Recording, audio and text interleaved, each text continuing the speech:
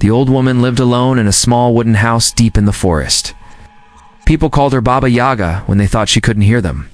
Olga Petrov didn't mind the nickname. At 73 years old, she had earned her reputation. Snow covered the ground outside her home on this cold morning. Olga woke up to strange sounds. Her honey badger, Zlobny, scratched at the door, making angry noises. "What is it, my friend?" Olga asked, grabbing her walking stick. When she opened the door, bright blue light filled the clearing.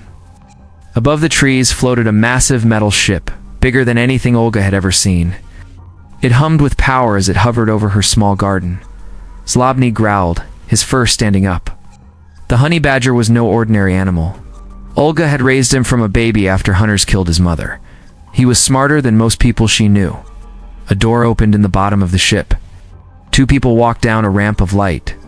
The woman walked first, wearing a shiny uniform with many badges. She had perfect posture and cold eyes. Behind her came a man in a similar uniform, carrying a small machine in his hands. "I am Queen Victoria of the Terran Galactic Empire," the woman said, in a voice that expected to be obeyed. "This forest has been selected for resource collection. You will need to leave." Olga leaned on her stick and looked at the strangers. "This is my home. My grandmother lived here. Her grandmother too. I'm not going anywhere." The Queen smiled without warmth. How sweet. "Commander Frank, make a note about this woman's resistance. We'll return tomorrow with the proper papers." The man nodded and pressed buttons on his machine. As they turned to leave, Zlobny darted forward, showing his teeth. "Control your animal," Queen Victoria said sharply. "He controls himself," Olga replied. After the strangers returned to their ship, Olga watched it rise above the trees and disappear. "They'll be back," she told Zlobny, scratching his head. "But they have no idea who they're dealing with, do they?" The honey badger made a sound almost like laughter as they went back inside to prepare.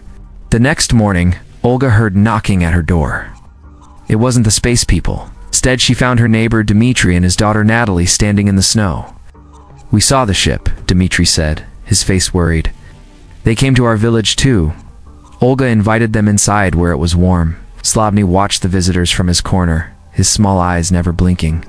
"Is that a honey badger?" Natalie asked, keeping her distance. "Yes, this is a Zlobny. He won't hurt you if you don't try to hurt me," Olga explained as she made hot tea. Natalie was young but smart. She studied at a big university in the city. These people call themselves the Terran Galactic Empire. Say they're humans who left Earth long ago and built an empire in space. Now they're back to take what they want. "What do they want with my forest?" Olga asked. "They found special rocks under your land," Dmitri said. "And they collect animals for their tests." Olga looked at Zlobny. The honey badger seemed to understand the danger. He was special, not like normal honey badgers. He could solve problems, and sometimes Olga felt he knew exactly what people were saying. "They took the Johnson family already," Natalie said.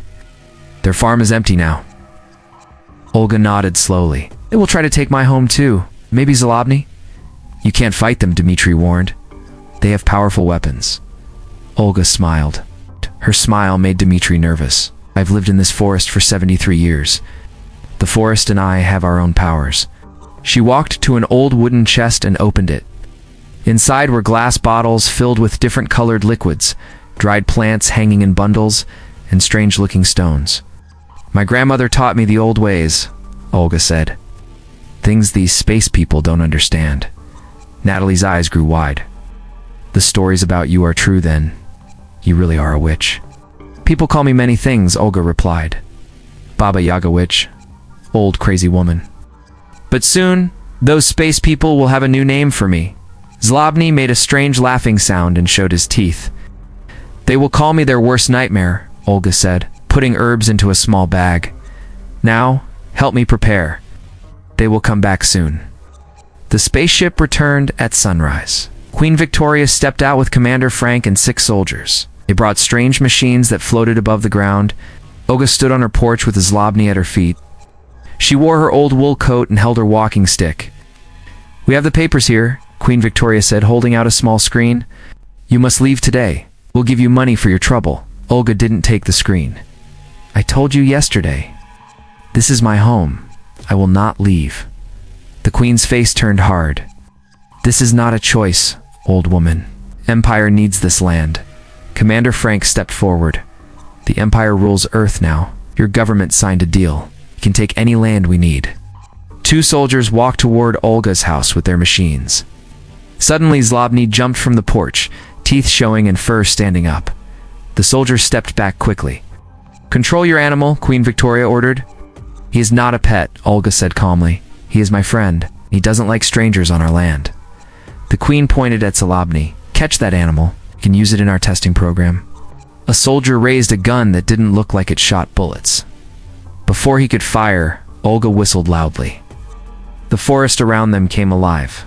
Birds flew from trees making loud calls. Squirrels and rabbits ran between the soldiers' feet. From deeper in the woods came louder sounds of bigger animals moving. "What is happening?" Commander Frank asked, looking around. "This forest is alive," Olga said. "It has protected my family for many years. Now it protects me." Queen Victoria laughed. "Silly old woman with your silly ideas. Animals cannot help you against the Empire." As she spoke, a large brown bear walked out of the trees. It stood on its back legs and roared. The soldiers pointed their guns at it. "I wouldn't do that," Olga warned. "Its friends might not like it." More animals appeared from the forest. Wolves, foxes, and even more bears. They formed a circle around the clearing, watching the soldiers. "This is impossible," Commander Frank whispered. "This is my home," Olga said simply. "You should leave now, while you still can." Queen Victoria's face showed anger, but also fear. "This isn't over, Witch. We'll be back." The Empire didn't leave completely. They set up a camp near Olga's house, with bright lights and machines. Queen Victoria went back to her main ship, but Commander Frank stayed with 20 soldiers. "We will wait her out," Frank told his soldiers. "No old woman can fight the Empire forever." They put up a fence made of blue light around their camp. Machines dug into the ground looking for the special rocks they wanted. 3 days passed. Strange things began to happen in the camp. At night, soldiers heard animal sounds all around them. When they looked, nothing was there. Equip supplies went missing. Equipment stopped working for no reason. Sometimes they would see Zlobny watching them from the trees. The honey badger would appear, stare at them with his clever eyes, and then vanish. "That's not a normal animal," one soldier named Greg said. "It's like it's playing with us." Commander Frank grew angry. "It's just a trick. The old woman is trying to scare us." On the fourth night, Natalie snuck into Olga's house with news. "People are talking about you," she said excitedly. "They call you the Siberian witch, who fights the space people. Some villages are starting to fight back too." Olga nodded as she mixed plants in a bowl. "Good. The Empire must learn they cannot take what isn't theirs." "What are you making?" Natalie asked. "Something to help our forest friends," Olga replied. "Tonight we will show the Empire what we can do." When the moon was high, Olga walked to the edge of the forest with Zlobny. She carried her bowl of mixed plants. She spoke words her grandmother had taught her and threw the mixture into the air. A green mist spread through the trees as it touched the animals hiding there. Their eyes began to glow with golden light. In the Empire camp, alarms went off. "Something is coming," soldiers shouted. Commander Frank ran outside his tent. What he saw made him freeze in fear. Hundreds of animals stood at the edge of the light fence. Bears, wolves, foxes, and birds.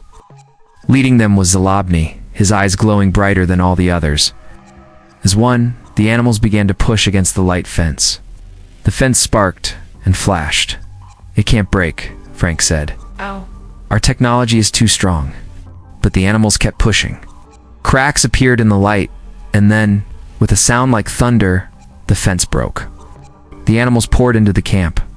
Soldiers ran for their ships, and in the middle of it all was Zlobny, fearless and unstoppable, leading the charge against the invaders. Queen Victoria returned the next day with 100 soldiers. She found Commander Frank sitting alone by a broken machine. "What happened here?" she demanded. Her perfect uniform was now wrinkled, and her face showed worry. "The animals," Frank said, his voice shaking. "They broke through our fence. They destroyed everything." The queen looked around at the ruined camp. "Where are your soldiers?" They ran. Some got hurt. The honey badger was the worst. It wasn't afraid of anything. Queen Victoria's face turned red with anger. "This is just one old woman and some forest animals. The Empire has conquered entire planets. We will not be stopped here. She ordered her new soldiers to surround Olga's house. They brought bigger weapons and stronger fences. Olga sat on her porch, knitting a scarf. Zlobny lay at her feet. The honey badger had a few cuts from the fight, but he looked proud. "This ends now," Queen Victoria said as she walked up to the porch. "No more games, no more animals. You will leave, or we will make you leave." Olga looked up from her knitting. Her eyes had changed. They now glowed with the same golden light as the forest animals. "You still don't understand," Olga said. Her voice sounded different, like many voices speaking together. "This isn't about me refusing to leave. This is about the forest refusing to let you stay." The ground began to shake. Trees bent and moved though there was no wind. From every direction came animals, more than before. Bears, wolves, foxes, eagles, and smaller creatures too. All had golden glowing eyes. "What are you?" Queen Victoria whispered. Olga stood up. She suddenly looked taller, stronger. "I am the forest. The forest is me. We've lived together for many lifetimes." Zlobny jumped down from the porch. He grew larger before their eyes, until he was the size of a bear. His golden eyes fixed on the queen. "Shoot them," the queen ordered, backing away. The soldiers fired their weapons, but the light from their guns disappeared into the golden glow around Olga and the animals. "The Empire has one last chance," Olga said. "Leave Earth, never return, or face what the old magic can really do." Queen Victoria looked at the army of glowing animals, the giant honey badger, and the old woman who was somehow more than human. For the first time in her life, she felt true fear. "Retreat," she whispered. Then louder, "Retreat." The soldiers ran back to their ships. The queen followed, looking back once at Olga. The forest had won. Baba Yaga and her honey badger had defeated the space empire.